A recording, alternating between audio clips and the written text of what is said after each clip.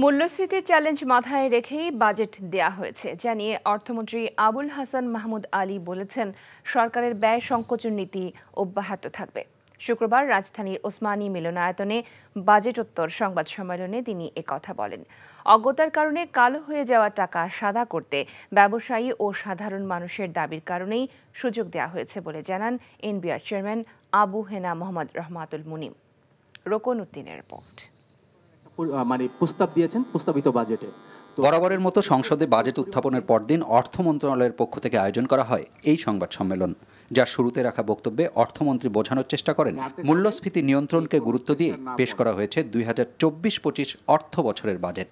মূল্যস্ফীতি নিয়ন্ত্রণ যেহেতু আমাদের এখন সর্বোচ্চ অগ্রাধিকার, সেহেতু সংকোচনমূলক নীতিকৌশল আরও কিছুদিন চলমান থাকবে। আমরা আশা করছি যে এই বছরের শেষের দিকে এই কমতে শুরু করবে।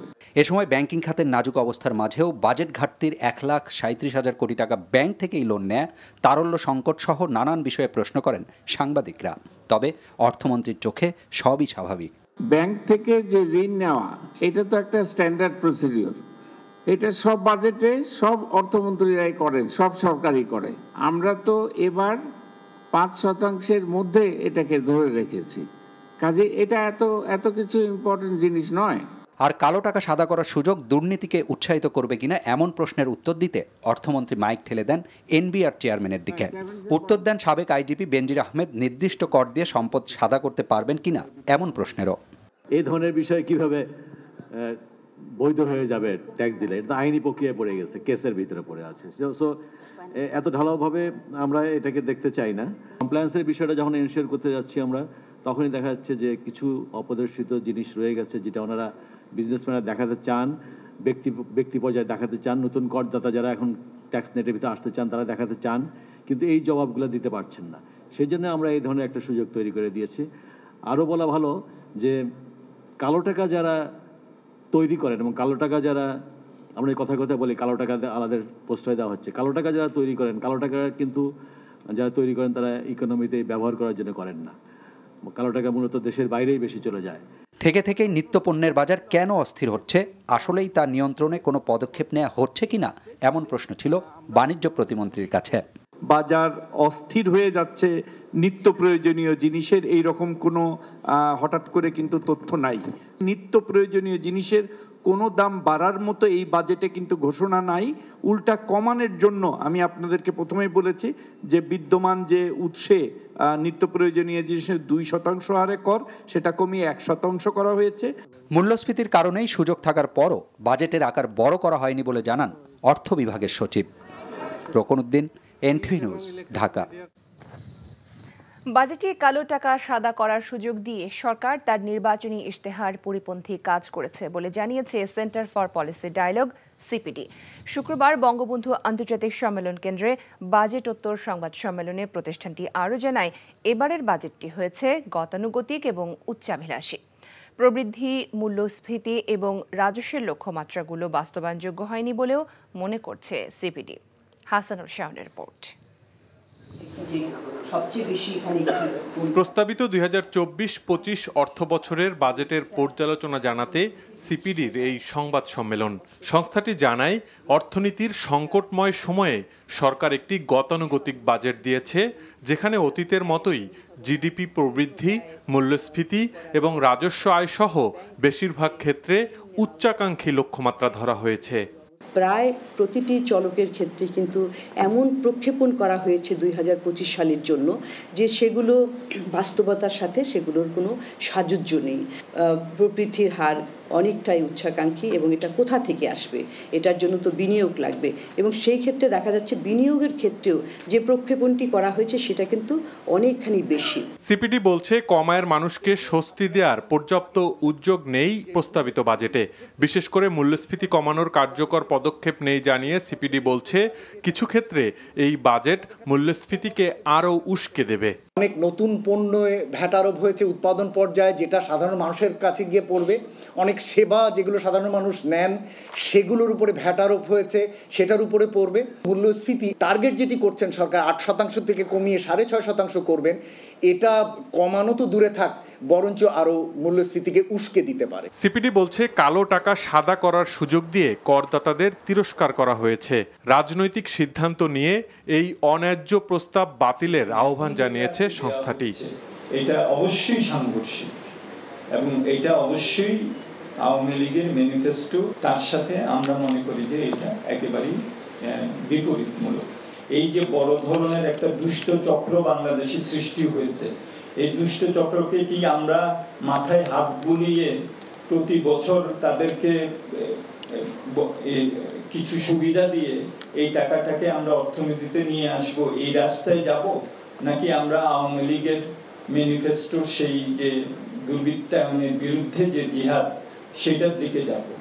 এছাড়া অর্থনৈতিক স্থিতিশীলতা ফেরানোর কার্যকর পদক্ষেপ এই বাজেটে অনুপস্থিত বলেও জানিয়েছে সিপিডি।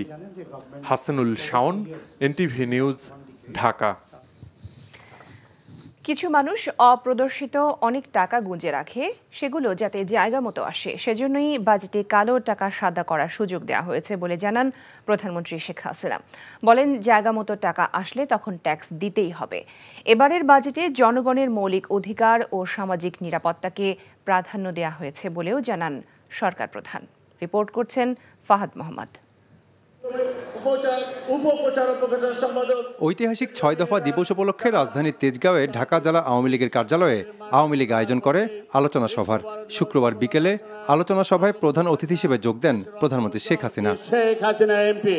আলোচনায় প্রধানমন্ত্রী বলেন, 1966 সালে 6 দফা প্রচারণার সময় বঙ্গবন্ধুকে হত্যার চেষ্টা করা হয়েছিল। বাঙালি জাতিকে বঞ্চনা থেকে মুক্ত করতেই বঙ্গবন্ধু 6 দফা দিয়েছিলেন উল্লেখ করে শেখ হাসিনা বলেন, নামি দামি অনেক নেতা থাকলেও পাকিস্তানের বৈষম্যের প্রতিবাদ করেছিলেন একমাত্র বঙ্গবন্ধু শেখ মুজিবুর রহমান।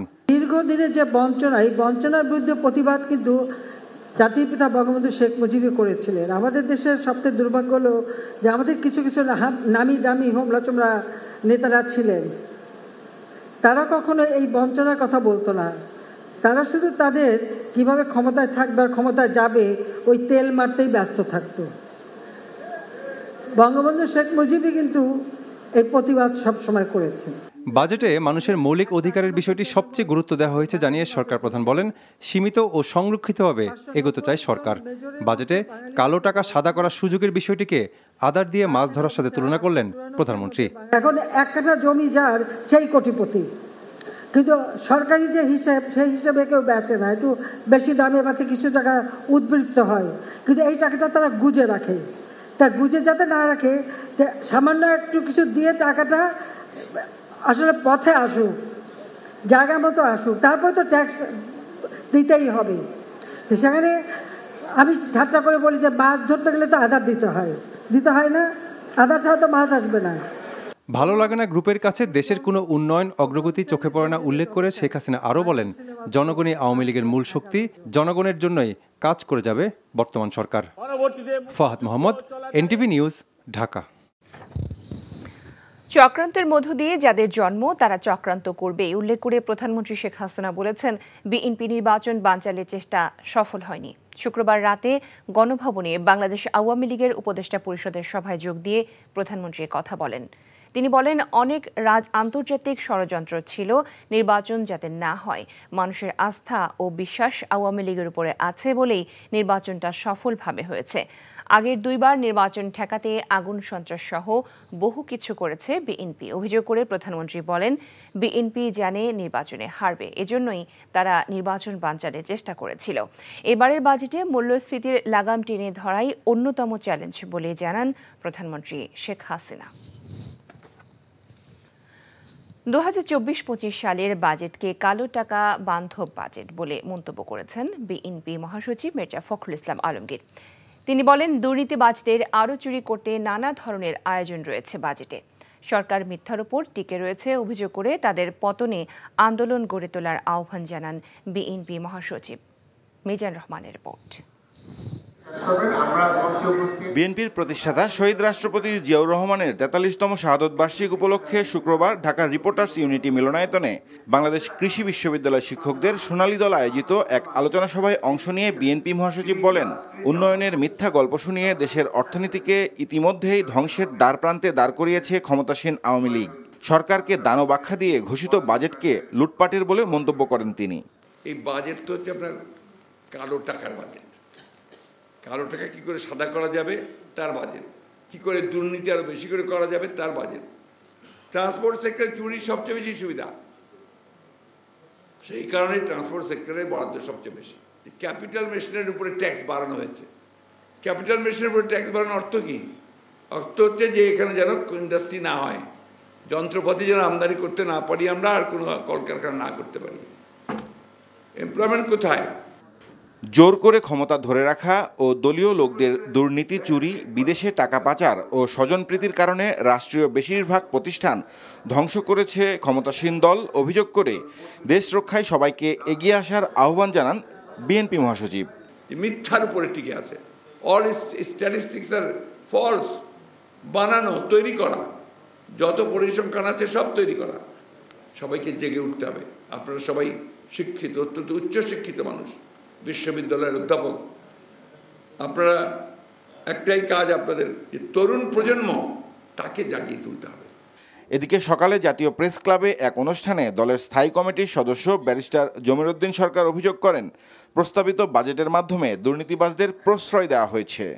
এই লুটপাটের কালো টাকা সাদা করার জন্য 15%, ইজ ইট সাফিসিয়েন্ট?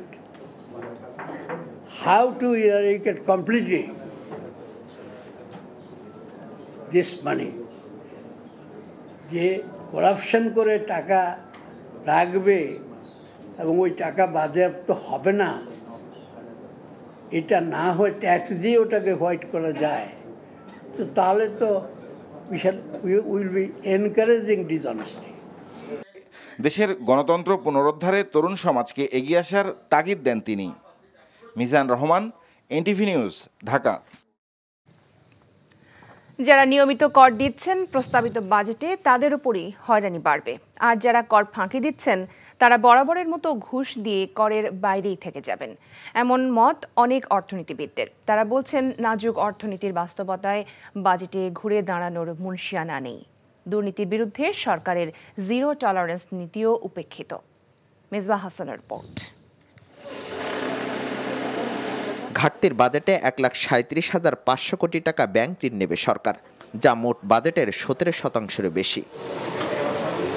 অন্যদিকে প্রস্তাবিত বাজেটে মোট 4,80,000 টাকা আদায়ের ভার পড়েছে এনবিআর এর কাঁধে, যার মধ্যে 38.1% আসবে কর ও ভ্যাট থেকে, আয়কর থেকে 36.6%। এছাড়া সম্পূরক শুল্ক থেকে 13.4% এবং আমদানি শুল্ক থেকে 10.3%। অভ্যন্তরীণ এসব আয় করতে পরিবেশ তৈরির প্রয়োজন বলে মনে করছেন বিশ্লেষকরা। বলছেন, ঘাটতি মেটাতে যেমন ঋণের ওপর নির্ভরতা কমাতে হবে, তেমনি বাড়াতে হবে করের আওতা, না হলে ক্ষতিগ্রস্ত হবে বেসরকারি খাত। ব্যাংকিং খাতে ব্যক্তি খাতে দেওয়ার মতো কোনো পয়সা থাকবে না, ফলে ব্যক্তি খাতের যে বিনিয়োগের যে লক্ষ্যমাত্রা ঠিক করা হয়েছে সেটা অর্জন করা সম্ভব হবে না। যারা তো কর দিচ্ছে তাদের উপর এটার অত্যাচারটা বাড়বে, কিন্তু যারা দিচ্ছে না তারা কিন্তু করের বাইরেই থেকে যাবে, আরও বেশি ইনসেন্টিভাইজড হবে, ঘুষ দিয়ে আমি বাইরে থাকি। কাজে আমাকে এটাকে সংযত পর্যায়ে রাখতে হবে, 25-20 এরকম পর্যায়ে রেখে করের নেটটাকেও আরও বেশি বাড়াতে পারলে আমি বেশি কর আদায় করতে পারবো। জিরো টলারেন্সের বাজেটে কালো টাকা সাদা করার সুযোগ সরকারের নীতি পরিপন্থী বলে মনে করছেন এই অর্থনীতিবিদ। নীতি আদর্শ বা আমরা যে নির্বাচনী ইশতেহারে যে জিরো টলারেন্স বা বাজেটেও কিন্তু জিরো টলারেন্সের কথা বলা হয়েছে দুর্নীতির বিরুদ্ধে, সেখানে 15% ট্যাক্স দিয়ে একজনকেও কোনো কোশ্চেন করতে পারবে না, এটা তো হইতে পারে না। এটা টোটালি আমাদের নীতি নৈতিকতার বিরোধী। আপনি একটা ইলিগেল মানি ইনকাম করবেন, সেটাকে আপনি সাদা করার জন্য আপনি 15% টাকা দিলে আপনাকে কেউ কোশ্চেন করতে পারবে না। কেউই তো আসলে প্রশ্নের বাইরে থাকা উচিত না। দরিদ্র ও নিম্ন আয়ের মানুষ মূল্যস্ফীতির চাপে পিষ্ট, তাই অপ্রয়োজনীয় খরচ কমিয়ে সামাজিক সুরক্ষা সহ মৌলিক খাতগুলোতে বরাদ্দ বাড়ানোর তাগিদ বিশ্লেষকদের। শিক্ষাও একই জায়গার মধ্যে আছে, তারপরে স্বাস্থ্য মোটামুটি একই জায়গায়, যদিও স্বাস্থ্যতে এবার কিছু বাজেট বাড়িয়েছে। যেহেতু ইনফ্লেশন অনেক বেশি, আমরা আশা করছিলাম যে সোশ্যাল সেফটি নেটে এবার বাজেটটা অনেক বাড়বে। শিক্ষা প্রযুক্তি খাতকে আলাদা সহ প্রধান প্রধান খাতগুলোকে আলাদা আলাদা বরাদ্দ দেওয়া এখন সময়ের দাবি, বলছেন বিশেষজ্ঞরা। Mezbah Hasan, NTV news, Dhaka.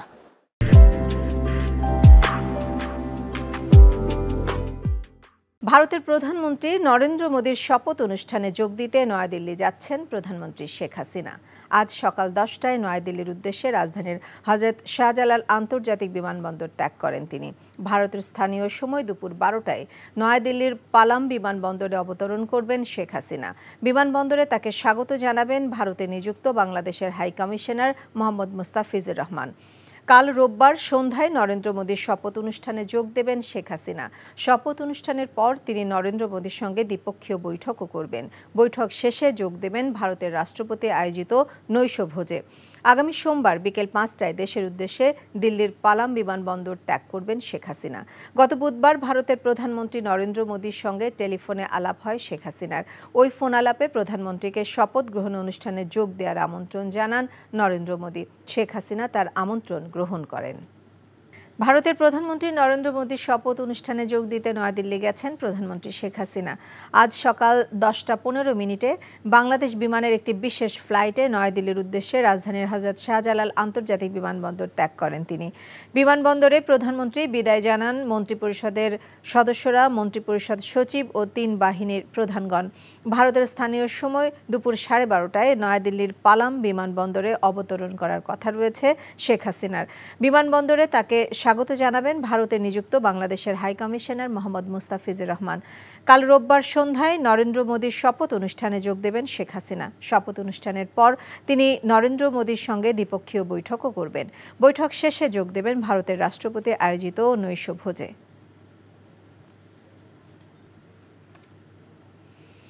মানব সেবার নামে কিছু ভুঁইফোড় প্রতিষ্ঠান মানুষের সাথে প্রতারণা করে মানব সেবাকে অর্থ কামানোর হাতিয়ার হিসেবে ব্যবহার করছে বলে উল্লেখ করেছেন রাষ্ট্রপতি মোহাম্মদ শাহাবুদ্দিন।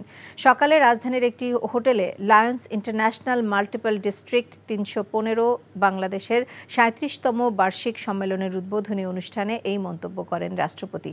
তিনি বলেন, লায়ন্সদের সম্মিলিত প্রচেষ্টায় সমাজসেবা ও সমাজ কল্যাণমূলক প্রতিষ্ঠান গড়ে উঠেছে, যার মাধ্যমে জনগণ উপকার পায়। মানব কল্যাণে নিবেদিত মানুষের সংখ্যা যত বাড়বে, ততই ক্ষুধা ও দারিদ্র্যমুক্ত বাংলাদেশ গঠন সম্ভব হবে। প্রগতিশীল, অসাম্প্রদায়িক ও স্মার্ট বাংলাদেশ গঠনে সবাইকে এগিয়ে আসার আহ্বান জানান রাষ্ট্রপতি। দেশের আর্থসামাজিক উন্নয়ন, বিশেষ করে শিক্ষা, স্বাস্থ্য, পরিবেশ, জলবায়ু, স্যানিটেশন, প্রজনন, স্বাস্থ্য ইত্যাদি ক্ষেত্রে আপনাদের কাজ করার পর্যাপ্ত সুযোগ ও সামর্থ্য দুটোই আছে। সমাজের সচ্ছল নেতৃস্থানীয় ব্যক্তি হিসাবে আপনারা এসব জনকল্যাণমূলক কাজে সম্পৃক্ত হলে আত্মমানবতার সেবার পাশাপাশি দেশের সার্বিক উন্নয়ন ও অগ্রযাত্রা ত্বরান্বিত হবে। প্রধানমন্ত্রীর জনকল্যাণমুখী কর্মকাণ্ড সকলের কাছে পৌঁছে দেওয়ার লক্ষ্যে কাজ করবেন বলে জানিয়েছেন প্রধানমন্ত্রীর নবনিযুক্ত প্রেস সচিব নাইমুল ইসলাম খান। সকালে ধানমন্ডি 32 নম্বরে জাতির পিতা বঙ্গবন্ধু শেখ মুজিবুর রহমানের প্রতিকৃতিতে শ্রদ্ধা নিবেদন শেষে তিনি এসব কথা বলেন। এ সময় তিনি সকলের সহযোগিতা নিয়ে একসাথে কাজ করার কথাও জানান।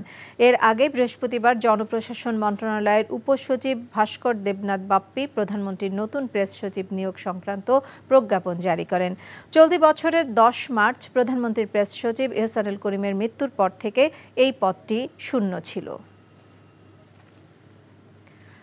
দর্শক, প্রস্তাবিত বাজেট নিয়ে সংবাদ সম্মেলন করছে অর্থনীতি গবেষণা প্রতিষ্ঠান সানেম। আমরা এখন সরাসরি যাচ্ছি সেখানে। স্থিতিশীলতা কিন্তু এখনো ফিরে আসেনি এবং আমরা বেশ একটা অস্থিতিশীল অবস্থার মধ্যে আছি, এবং সেই জায়গায় মূল্যস্ফীতি যেমন একটা বড় ধরনের সমস্যা, ফরেন রিজার্ভ যেভাবে কমছে সেটা একটা বড় ধরনের সমস্যা। কারণ আমাদের এখন যে ফরেন রিজার্ভের বিভিন্ন হিসাবে যেটা আমরা দেখছি, তাতে কিন্তু আমাদের আমদানির সক্ষমতা কিন্তু ক্রমান্বয়ে কমছে। মুদ্রা বিনিময়ের হারের যে জায়গাটুকু, সেটাও কিন্তু বাজার ভিত্তিক দীর্ঘদিন না করার কারণে তার খেসারত কিন্তু আমরা এখন দিতে হচ্ছে, এবং এখনও কিন্তু এটা পুরোপুরি বাজার ভিত্তিক হয়নি। তো সুতরাং সেই জায়গাটাও কিন্তু একটা গ্যাপ রয়ে গেছে।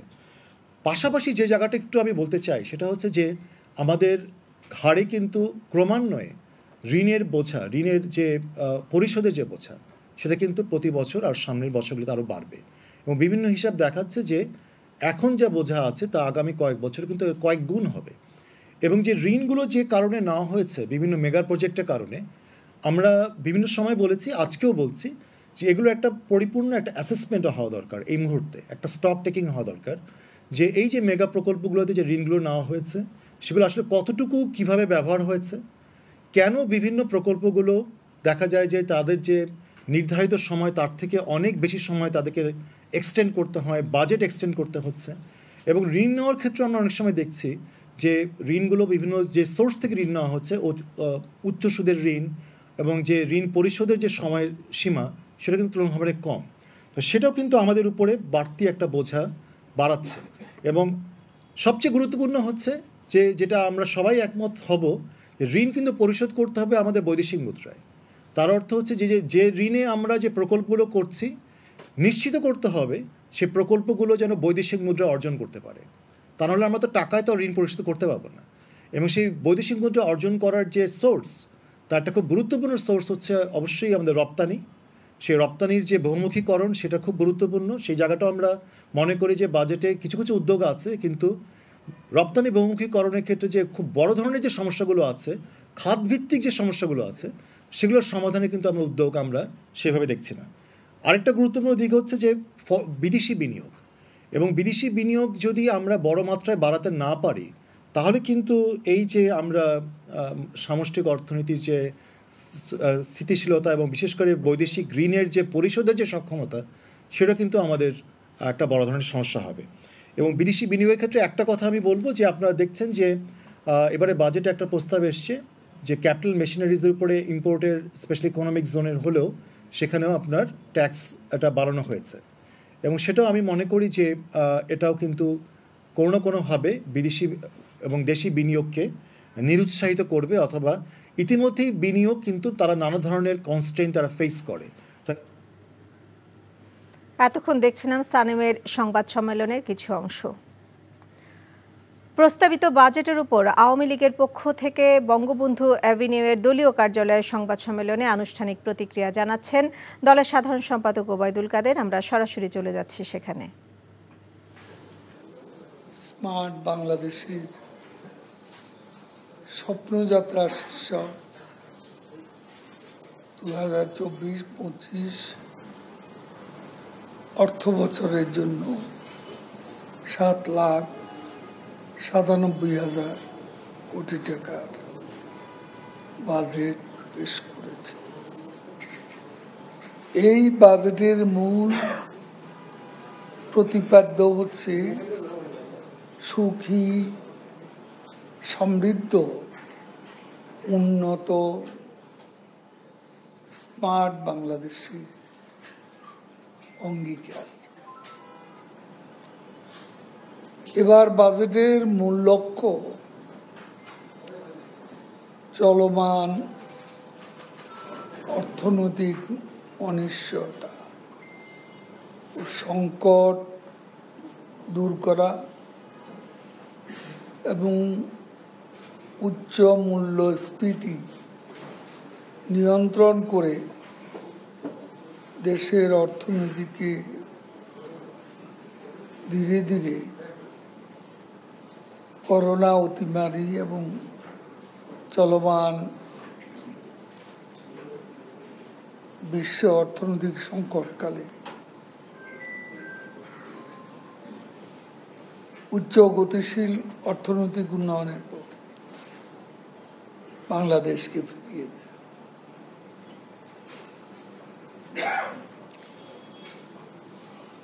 অভ্যন্তরীণ আন্তর্জাতিক অর্থনীতির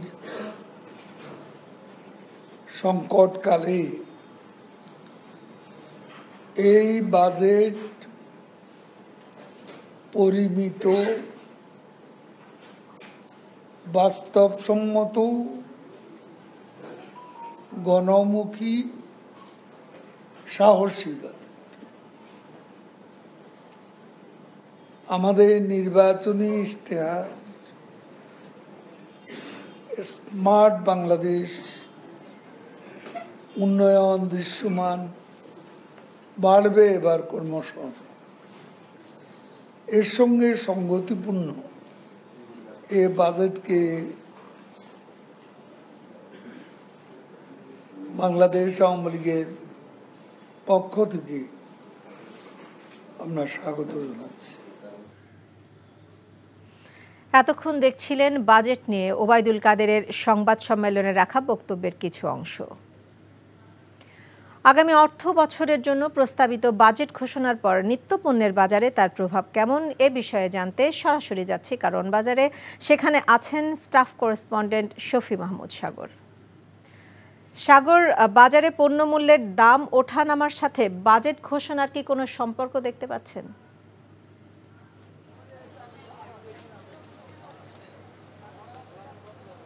নাজনীন, বাজেট প্রস্তাব করা হয়েছে গত পরশুদিন, যদিও এর কোনো ইতিবাচক প্রভাব এখনো বাজারে পড়েনি। আমি বাজেট সম্পর্কে একটু পরে আসছি। প্রথমেই বলে নেই যে সামনেই যেহেতু কোরবানি, তো কোরবানিকে কেন্দ্র করে বেশ কিছু পণ্যের চাহিদা কিন্তু বেড়ে যায় আগে দিয়ে। তো সেই সকল পণ্যের মধ্যে মশলার দাম অনেকটাই বাড়তি, বিশেষ করে এলাচের দাম বলা হয়েছে। তারা জানিয়েছেন, বিক্রেতারা জানিয়েছেন যে গত এক মাসে ধাপে ধাপে এলাচের দাম বেড়ে প্রায় কেজিতে 600 টাকার মতো বেড়ে গিয়েছে। সর্বনিম্ন যেই মানের এলাচ রয়েছে সেটির কেজিও 3600 টাকা। এর পাশাপাশি বেড়েছে গোলমরিচের দাম। গোলমরিচের দাম বেড়েছে কেজিতে প্রায় 100 থেকে 150 টাকা। আর বাজেটের পরপর যেটি দেখা গেল যে এবার বাজেটে কিন্তু 30টি নিত্যপণ্য প্রয়োজনীয় যেই দ্রব্য রয়েছে বা পণ্য রয়েছে সেগুলোর উপরে কিন্তু উৎস কর কমিয়ে আনা হয়েছে, যাতে করে বাজারে এগুলোর দাম কমে যায়। কিন্তু দেখা গিয়েছে যে বাজেটের পরেও আলু, পেঁয়াজ, আদা, রসুন, চিনি, তেল এই সকল পণ্যের যে দামগুলো রয়েছে এর মধ্যে আদা, রসুন, পেঁয়াজ এবং আলু এগুলোর দাম কিন্তু আগের চেয়ে বেড়েছে। বিশেষ করে আলু এবং পেঁয়াজ সেটি গত সপ্তাহের তুলনায় কেজিতে 5 টাকা করে বেড়েছে। আলু বিক্রি হচ্ছে প্রায় 55 টাকায় আর পেঁয়াজ বিক্রি হচ্ছে 90 টাকার আশেপাশে। অন্যদিকে আদা, রসুনের দামও কেজিতে প্রায় 20 টাকা বেড়েছে। এর পাশাপাশি দেখা গিয়েছে যে গরুর মাংসের দাম সেটি গত সপ্তাহ দুয়েক ধরেই 750 টাকার পাশাপাশি ছিল, কিন্তু এই সপ্তাহে এসে সেটি 780 টাকা, কোথাও কোথাও 800 টাকাতে বিক্রি হচ্ছে। আর ব্রয়লার মুরগির দাম গত সপ্তাহের তুলনায় কিছুটা কমেছে, কিন্তু এবং একই সাথে সোনালী মুরগির দামও কমেছে। বিশেষ করে সোনালী মুরগির দাম গত সপ্তাহে ছিল 360 থেকে 70 টাকা, সেটি এই সপ্তাহে এসে কমে এসে দাঁড়িয়েছে 300 থেকে 310 টাকা। তো বিশেষ করে বাজারে যারা আসছেন সেই সকল ক্রেতারা বলছেন যে সব কিছুর দাম যেভাবে বাড়ছে এতে করে তাদের সমন্বয় করতে গেলে অনেক ধরনের সমস্যা তৈরি হচ্ছে। তারা আসলে কম কিনে তারা চলছেন। তো এই ছিল বাজারের অবস্থা। বাজেটের আসলে ইতিবাচক কোনো প্রভাব এখন পর্যন্ত পড়েনি। নাজনীন, জানছিলাম বাজার পরিস্থিতির খবর। যারা নিয়মিত কর দিচ্ছেন প্রস্তাবিত বাজেটে তাদের উপরই হয়রানি বাড়বে, আর যারা কর ফাঁকি দিচ্ছেন তারা বরাবরের মতো ঘুষ দিয়ে করের বাইরেই থেকে যাবেন, এমন মত অনেক অর্থনীতিবিদের। তারা বলছেন নাজুক অর্থনীতির বাস্তবতায় বাজেটে ঘুরে দাঁড়ানোর মুনশিয়ানা নেই। দুর্নীতির বিরুদ্ধে সরকারের জিরো টলারেন্স নীতিও উপেক্ষিত। মেজবাহ হাসানের রিপোর্ট। ঘাটতির বাজেটে 1,37,500 কোটি টাকা ব্যাংক ঋণ নেবে সরকার, যা মোট বাজেটের 17% বেশি। অন্যদিকে প্রস্তাবিত বাজেটে মোট 4,80,000 টাকা আদায়ের ভার পড়েছে এনবিআর এর কাঁধে, যার মধ্যে 38.1% আসবে কর ও ভ্যাট থেকে, আয়কর থেকে 36.6%। এছাড়া সম্পূরক শুল্ক থেকে 13.4 এবং আমদানি শুল্ক থেকে 10.3%। অভ্যন্তরীণ এসব আয় করতে পরিবেশ তৈরির প্রয়োজন বলে মনে করছেন বিশ্লেষকরা। বলছেন ঘাটতি মেটাতে যেমন ঋণের ওপর নির্ভরতা কমাতে হবে, তেমনি বাড়াতে হবে করের আওতা, না হলে ক্ষতিগ্রস্ত হবে বেসরকারি খাত। ব্যাংকিং খাতে ব্যক্তি খাতে দেওয়ার মতো কোনো পয়সা থাকবে না, ফলে ব্যক্তি খাতের যে বিনিয়োগের যে লক্ষ্যমাত্রা ঠিক করা হয়েছে সেটা অর্জন করা সম্ভব হবে না। যারা তো কর দিচ্ছে তাদের উপর এটার অত্যাচারটা বাড়বে, কিন্তু যারা দিচ্ছে না তারা কিন্তু করের বাইরেই থেকে যাবে, আরও বেশি ইনসেন্টিভাইজড হবে, ঘুষ দিয়ে আমি বাইরে থাকি। কাজে আমাকে এটাকে সংযত পর্যায়ে রাখতে হবে, 25-20 এরকম পর্যায়ে রেখে করের নেটটাকেও আরও বেশি বাড়াতে পারলে আমি বেশি কর আদায় করতে পারবো। জিরো টলারেন্সের বাজেটে কালো টাকা সাদা করার সুযোগ সরকারের নীতি পরিপন্থী বলে মনে করছেন এই অর্থনীতিবিদ। নীতি আদর্শ বা আমরা যে নির্বাচনী ইশতেহারে যে জিরো টলারেন্স বা বাজেটেও কিন্তু জিরো টলারেন্সের কথা বলা হয়েছে দুর্নীতির বিরুদ্ধে, সেখানে 15% ট্যাক্স দিয়ে একজন কেউ কোনো কোশ্চেন করতে পারবে না, এটা তো হইতে পারে না। এটা টোটালি আমাদের নীতি নৈতিকতার বিরোধী। আপনি একটা ইলিগেল মানি ইনকাম করবেন, সেটাকে আপনি সাদা করার জন্য আপনি 15% টাকা দিলে আপনাকে কেউ কোশ্চেন করতে পারবে না। কেউই তো আসলে প্রশ্নের বাইরে থাকা উচিত না। দরিদ্র ও নিম্ন আয়ের মানুষ মূল্যস্ফীতির চাপে পিষ্ট, তাই অপ্রয়োজনীয় খরচ কমিয়ে সামাজিক সুরক্ষা সহ মৌলিক খাতগুলোতে বরাদ্দ বাড়ানোর তাগিদ বিশ্লেষকদের। শিক্ষাও একই জায়গার মধ্যে আছে, তারপরে স্বাস্থ্য মোটামুটি একই জায়গায়, যদিও স্বাস্থ্যতে এবার কিছু বাজেট বাড়িয়েছে। যেহেতু ইনফ্লেশন অনেক বেশি, আমরা আশা করছিলাম যে সোশ্যাল সেফটি নেটে এবার বাজেটটা অনেক বাড়বে। শিক্ষা প্রযুক্তি খাতকে আলাদা সহ প্রধান প্রধান খাতগুলোকে আলাদা আলাদা বরাদ্দ দেওয়া এখন সময়ের দাবি বলছেন বিশেষজ্ঞরা। Misbah Hasan, NTV news, Dhaka. এগিয়ে আসছে কোরবানির ঈদ, তাই দেশের বিভিন্ন জেলায় বাণিজ্যিক ও প্রান্তিক খামার থেকে শুরু করে পশুর হাটগুলোতে বাড়ছে ব্যস্ততা। খামারগুলোতে যেমন বাড়ছে ক্রেতাদের আনাগোনা, তেমনি খামারিরাও প্রস্তুত দেশি বিদেশি নানা জাতের পশু নিয়ে। ডেস্ক রিপোর্টে বিস্তারিত।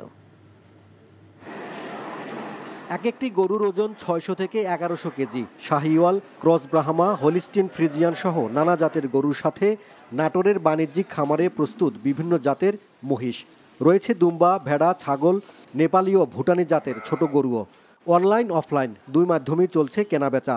ইতিমধ্যে অনেক জায়গার পার্টি আসতেছে এবং যারা সরাসরি কুরবানি দিবে তারাও আসতেছে এবং বড় বড় খামার মালিক যারা তারাও আসতেছে। অনলাইন এবং অফলাইনে দুই লাইনে আমার বিক্রি ভালো আছে, আমি ভালো সারা পাচ্ছি। এদিকে নাটোরের উন্মুক্ত হাটগুলোতেও শুরু হয়েছে পশু কেনাবেচা। এখান থেকে গরু নিয়ে ঢাকাতে চলে যাচ্ছে, আরো দূর দূরান্ত নিয়ে যাচ্ছে, এই কারণে গরুর দাম বেশি। এখানে দুটো কিনলাম, চান্দাকোনা কিনবো, মোরপুরে কিনবো, তারপরে ঢাকায় যাব। খামারিদেরকে আমরা এইভাবে প্রশিক্ষণ দিয়েছি যেন তারা গবাদি পশুগুলো আপনার অ্যান্টিবায়োটিক মুক্ত, স্টেরয়েড মুক্ত, গ্রোথ হরমোন মুক্তভাবে তৈরি করে, যেন আমাদের মানুষের জন্য এটা স্বাস্থ্যের কোনো ক্ষতি না হয়। ময়মনসিংহের খামারগুলোতে চলছে কোরবানির পশু পরিচর্যা। ব্যস্ত সময় পার করছেন খামারিরা, তবে চিকিৎসা ব্যয় সহ গোখাদ্যের দাম বৃদ্ধিতে বিপাকে পড়েছেন অনেকেই। লোকসানের আশঙ্কায় পড়েছেন ছোট বড় অনেক খামারি। ঘুরে দাঁড়াতে ঈদের আগে পার্শ্ববর্তী দেশ থেকে গরু প্রবেশ বন্ধের দাবি করেছেন কেউ কেউ। ইন্ডিয়ান গরু যেন এই কোরবানি বা অন্য সময় না ঢুকে আমাদের, তাহলে খামারিরা মোটামুটি ওই লেভেল থাকতে পারবে। আমাদেরকে যদি সরকার খাবারের দামের যেখানে একটু ভর্তুকি দিত, পাশাপাশি সুদের হারটা কমায়া যদি আমাদেরকে একটু আলাদাভাবে দৃষ্টিভঙ্গি দিত, আমরা খামারে যারা আছি হয়তো বা টিকে থাকতাম। রাজবাড়ীতে খামার ও পারিবারিকভাবে এবছর কুরবানি উপলক্ষে 65,000 গবাদি পশু প্রস্তুত করা হয়েছে। গোখাদ্যের দাম বৃদ্ধির কারণে প্রাকৃতিকভাবে নিজস্ব খামারে মোটা তাজা করা হচ্ছে এসব গবাদি পশু। পার্শ্ববর্তী দেশ থেকে গরু না আসলে দেশের খামারিরা লাভবান হবে বলে জানান অনেকেই। আমাদের জমির ঘাস আছে, হার আছে, আপনি অ্যাঙ্কার দেই, ভুসি দেই, সিটে গুড় দেই, এই দিই, মানে খাবার, মানে বাইরের খাবার কম খাই। সামনে কোরবানির মৌসুম, আমরা গরু পিছনে খুব যত্ন রাখি, বিধায় গরু, আমাদের গরুগুলো খুব দৃষ্টিপুষ্টি, দেখতে সুন্দর, সব কিছু ইনশাল্লাহ পরিপূর্ণ। ওয়ালিউল্লাহ অলি, এনটিভি নিউজ ডেস্ক। যারা নিয়মিত কর দিচ্ছেন, প্রস্তাবিত বাজেটে তাদের উপরে হয়রানি বাড়বে, আর যারা কর ফাঁকি দিচ্ছেন তারা বরাবরের মতো ঘুষ দিয়ে করের বাইরে থেকে যাবেন, এমন মত অনেক অর্থনীতিবিদদের। তারা বলছেন, নাজুক অর্থনীতির বাস্তবতায় বাজেটে ঘুরে দাঁড়ানোর মুনশিয়ানা নেই। দুর্নীতির বিরুদ্ধে সরকারের জিরো টলারেন্স নীতিও উপেক্ষিত। মিসবাহ হাসানের রিপোর্ট। ঘাটতির বাজেটে 1,37,500 কোটি টাকা ব্যাংক ঋণ নেবে সরকার, যা মোট বাজেটের 17%-এর বেশি। অন্যদিকে প্রস্তাবিত বাজেটে মোট 4,80,000 টাকা আদায়ের ভার পড়েছে এনবিআর-এর কাঁধে, যার মধ্যে 38.1% আসবে কর ও ভ্যাট থেকে, আয়কর থেকে 36.6%। এছাড়া সম্পূরক শুল্ক থেকে 13.4% এবং আমদানি শুল্ক থেকে 10.3%। অভ্যন্তরীণ এসব আয় করতে পরিবেশ তৈরির প্রয়োজন বলে মনে করছেন বিশ্লেষকরা। বলছেন, ঘাটতি মেটাতে যেমন ঋণের ওপর নির্ভরতা কমাতে হবে, তেমনি বাড়াতে হবে করের আওতা, না হলে ক্ষতিগ্রস্ত হবে বেসরকারি খাত। ব্যাংকিং খাতে ব্যক্তি খাতে দেওয়ার মতো কোনো পয়সা থাকবে না, ফলে ব্যক্তি খাতের যে বিনিয়োগের যে লক্ষ্যমাত্রা ঠিক করা হয়েছে সেটা অর্জন করা সম্ভব হবে না। যারা তো কর দিচ্ছে তাদের উপর এটার অত্যাচারটা বাড়বে, কিন্তু যারা দিচ্ছে না তারা কিন্তু করের বাইরেই থেকে যাবে, আরও বেশি ইনসেন্টিভাইজড হবে, ঘুষ দিয়ে আমি বাইরে থাকি।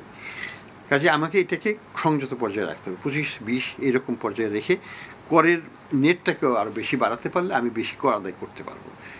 জিরো টলারেন্সের বাজেটে কালো টাকা সাদা করার সুযোগ সরকারের নীতি পরিপন্থী বলে মনে করছেন এই অর্থনীতিবিদ। নীতি আদর্শ বা আমরা যে নির্বাচনী ইশতেহারে যে জিরো টলারেন্স বা বাজেটেও কিন্তু জিরো টলারেন্সের কথা বলা হয়েছে দুর্নীতির বিরুদ্ধে, সেখানে 15% ট্যাক্স দিয়ে একজন কেউ কোনো কোশ্চেন করতে পারবে না, এটা তো হইতে পারে না। এটা টোটালি আমাদের নীতি নৈতিকতার বিরোধী। আপনি একটা ইলিগেল মানি ইনকাম করবেন, সেটাকে আপনি সাদা করার জন্য আপনি 15% টাকা দিলে আপনাকে কেউ কোশ্চেন করতে পারবে না। কেউই তো আসলে প্রশ্নের বাইরে থাকা উচিত না। দরিদ্র ও নিম্ন আয়ের মানুষ মূল্যস্ফীতির চাপে পিষ্ট, তাই অপ্রয়োজনীয় খরচ কমিয়ে সামাজিক সুরক্ষা সহ মৌলিক খাতগুলোতে বরাদ্দ বাড়ানোর তাগিদ বিশ্লেষকদের।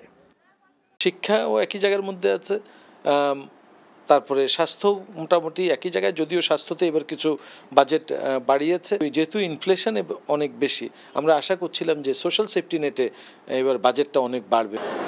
শিক্ষা প্রযুক্তি খাতকে আলাদা সহ প্রধান প্রধান খাতগুলোকে আলাদা আলাদা বরাদ্দ দেওয়া এখন সময়ের দাবি বলছেন বিশেষজ্ঞরা। Misbah Hasan, NTV news, Dhaka.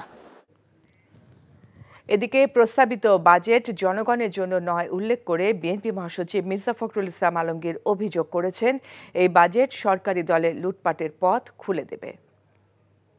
আপনি বাজেট দেখলেই বুঝতে পারবেন যে রাঘব বোয়ালদের লুটে খাওয়ার আরেকটা ব্যবস্থা করেছেন। এটা এই প্রত্যেক বছর একই ঘটনা করছে, এবং যারা আপনার অর্থনৈতিক বিশ্লেষক তারা বলছেন যে এটা আপনার শুধুমাত্র ক্ষতি ছাড়া আর কিছু করবে না। যেখানে সবচেয়ে বড় সংকট এখন সাধারণ মানুষের জন্য ইনফ্লেশন, দ্রব্যমূল্যের এত বেশি বেড়ে গেছে যেটা সাধারণ মানুষের কাছে সহনীয় হচ্ছে না। আজকে এই সমস্ত কথাগুলো বলে একটা ধূম্রজাল সৃষ্টি করে মানুষকে আর কতদিন প্রতারিত করে রাখতে পারে। প্রস্তাবিত বাজেটে সঠিক পরিকল্পনা না নেয়াতে সামনের দিনে দেশের অর্থনীতির অবস্থা আরও খারাপ হতে পারে বলে আশঙ্কা জানিয়েছে গবেষণা প্রতিষ্ঠান সানেম। সকালে ব্র্যাক সেন্টারে আয়োজিত বাজেটোত্তর সংবাদ সম্মেলনে প্রতিষ্ঠানটি আরও জানায়, মূল্যস্ফীতি এবং প্রবৃদ্ধি সহ বেশিরভাগ ক্ষেত্রেই বাজেটে অবাস্তব লক্ষ্যমাত্রা ধরেছে সরকার। এছাড়া কালো টাকা সাদা করার সুযোগ দিয়ে সরকার দুর্নীতিকে উৎসাহিত করেছে বলে অভিযোগ সানেমের। হাসানুল শাওনের রিপোর্ট। প্রস্তাবিত 2024-25 অর্থ বছরের বাজেটের পর্যালোচনা জানাতে south Asian network on economic modelling সানেমের এই সংবাদ সম্মেলন, যাতে প্রতিষ্ঠানটি জানায় সামনের দিনে সামষ্টিক অর্থনৈতিক স্থিতিশীলতা ফেরানো এবং কম আয়ের মানুষকে স্বস্তি দেওয়ার চ্যালেঞ্জ উত্তরণের পর্যাপ্ত উদ্যোগ নেই এই বাজেটে। বিশেষ করে আর্থিক খাতে সংস্কারের সঠিক দিক নির্দেশনা বাজেটে নেই বলে মনে করছে সানেম। আর্থিক খাত যেটা, সেখানে এক ধরনের বড় ধরনের সংস্কারের দরকার আছে, ইনস্টিটিউশন রিফর্মের দরকার আছে, এবং তৃতীয় হচ্ছে আমার ব্যয়ের যে খাতগুলো রয়েছে সেই ব্যয়ের খাতগুলোতেও বড় ধরনের সংস্কারের দরকার আছে। সানেম বলছে, যথাযথ উদ্যোগের অভাবে সামনের দিনে অর্থনীতির কিছু সূচক আরও ভঙ্গুর হতে পারে। আমি তো সামনের কয়েকটা বছর দেখছি চাপের বছর।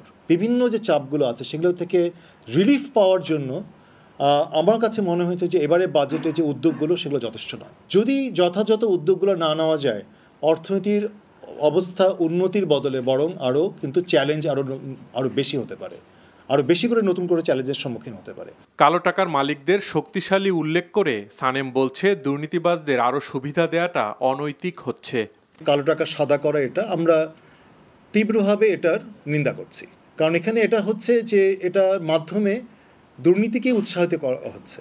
আমরা তো বরং এটা দেখি যে যারা কর খেলাপি, যারা ঋণ খেলাপি, যারা কালো টাকা কোনো না কোনোভাবে তারা এক সূত্রে বাঁধা, এবং তাদের বিরুদ্ধে ব্যবস্থা নেওয়ার ক্ষেত্রে ইতস্ততা কেন, আমরা সেই জায়গাটা একটু প্রশ্ন তুলছি। এছাড়া ধনীদের ওপর করের চাপ কম দিয়ে প্রস্তাবিত বাজেটে মধ্যবিত্ত ও নিম্নবিত্তদের ওপর করের বোঝা বেশি চাপানো হয়েছে বলেও জানায় সানেম। Hasanul Shaon, NTV news, Dhaka. আইনমন্ত্রী আনিসুল হক বলেছেন, ন্যায় বিচার, গণতন্ত্র ও আইনের শাসন প্রতিষ্ঠায় সরকার বদ্ধপরিকর। কেননা একটি জাতির উন্নতির জন্য এই ফ্যাক্টরগুলোই গুরুত্বপূর্ণ নিয়ামক হিসেবে কাজ করে।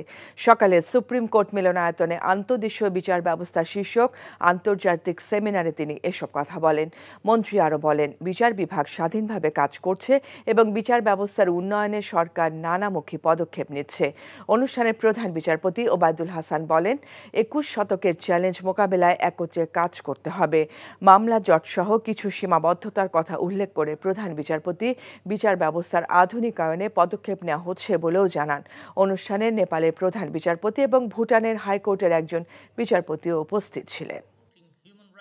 Our nation's progress is deeply rooted in the principles of justice, democracy, and the rule of law. It is with great pride that I share the government's strong commitment to these ideals. All branches of the state must function collaboratively and with consensus. Our government firmly believes in the independence of the judiciary and is dedicated to ensuring the professional privileges and autonomy of our esteemed judges. With a huge burden of over 4 billion cases pending in our courts, we are now focusing on the utilization of groundbreaking technological innovations in case management systems and addressing the increasing complexity of disputes in the digital age.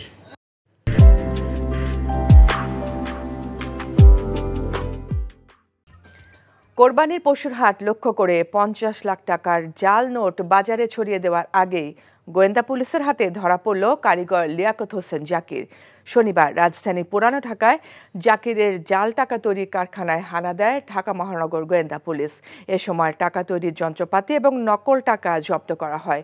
গোয়েন্দা police জানায়, এক যুগ আগে থেকেই জাল টাকা তৈরি করে আসছে জাকির। নকল টাকা তৈরির অভিযোগে একাধিকবার গ্রেফতারও হয়েছে সে। জামিনে ছাড়া পাওয়ার পর আবারও পুরনো কাজে নামে Zakir.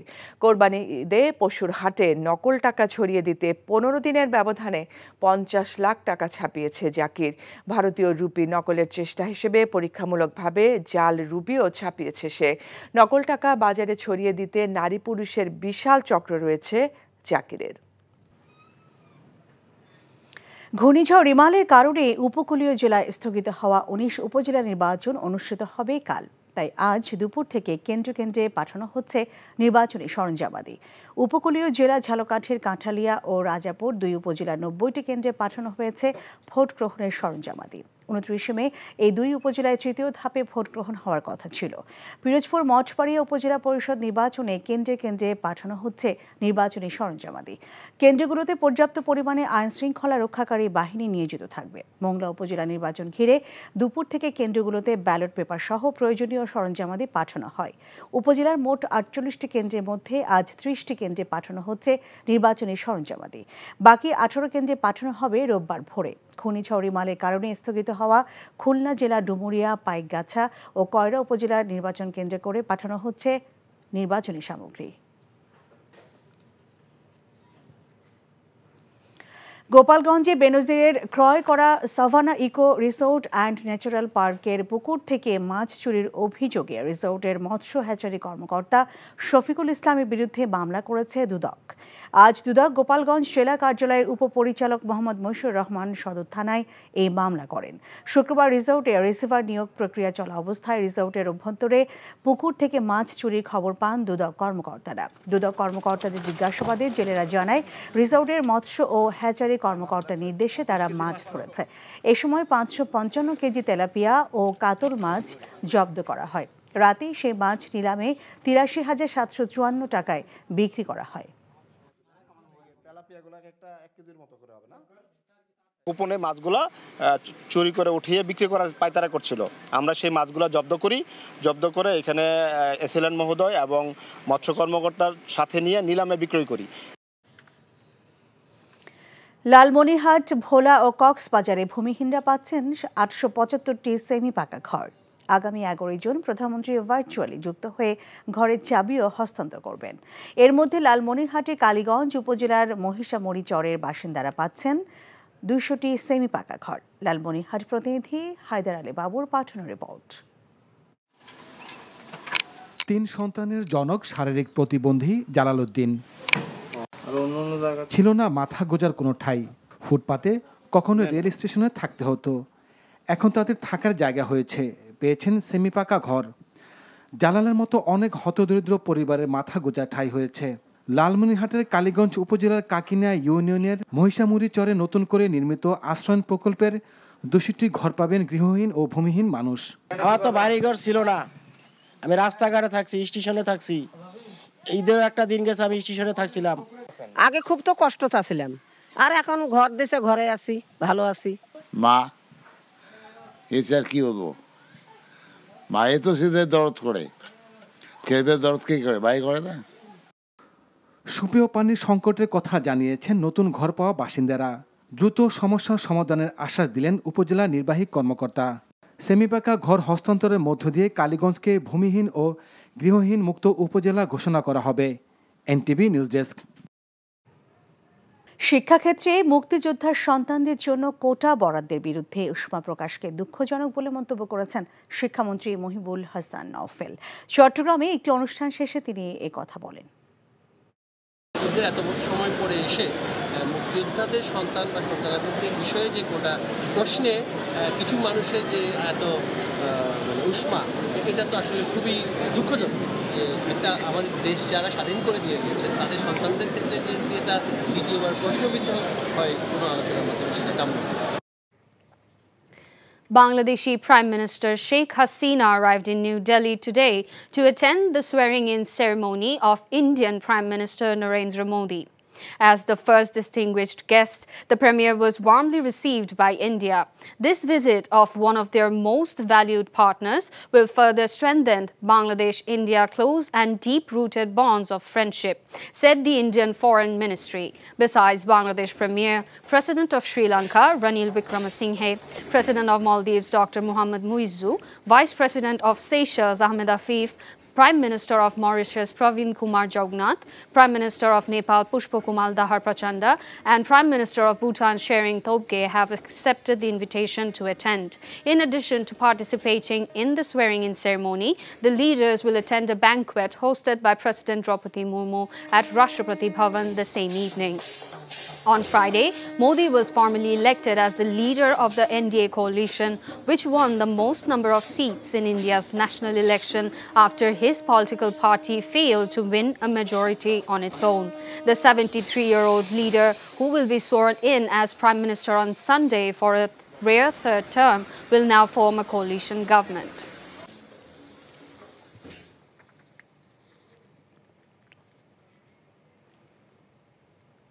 President Mohammad Shahabuddin today urged the Lions Club's members to extend all-out cooperation in development activities of the government to take the country ahead. The president was inaugurating the 37th annual convention of the Lions Club's International Multiple District Bangladesh at a city hotel. Referring to the various development activities of the government, he said the government has undertaken extensive programs for the country's socio-economic development. The significant achievements have also been made in all sectors, including economy, communication, education, health, and women empowerment, he added.